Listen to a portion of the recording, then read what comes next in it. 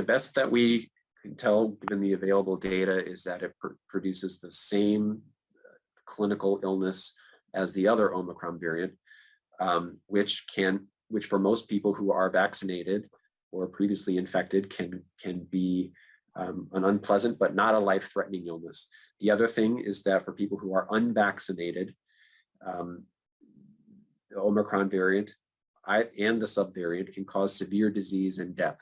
So people should, in the same way that we've urged people to be cautious and to get vaccinated and be smart about avoiding situations where you may become infected from someone who's spreading the virus, do all the reasonable things to try to avoid getting this. This isn't a virus that anyone wants.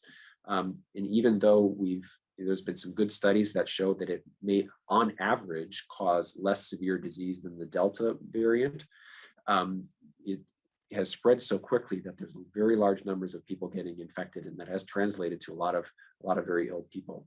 So it's not a new or more dangerous variant, but the fact that it might spread more easily means that the chances of catching it is still quite high. So right now, a lot of virus transmitting in the community, people should still, feel empowered to wear masks when you're out in public.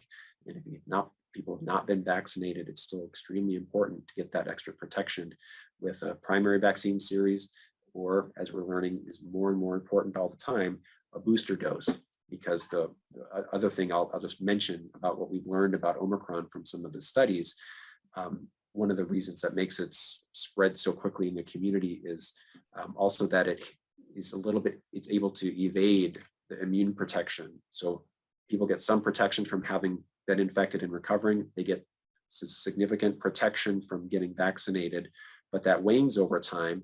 And the Omicron variant seems to be more able to infect someone who has some immune system protection.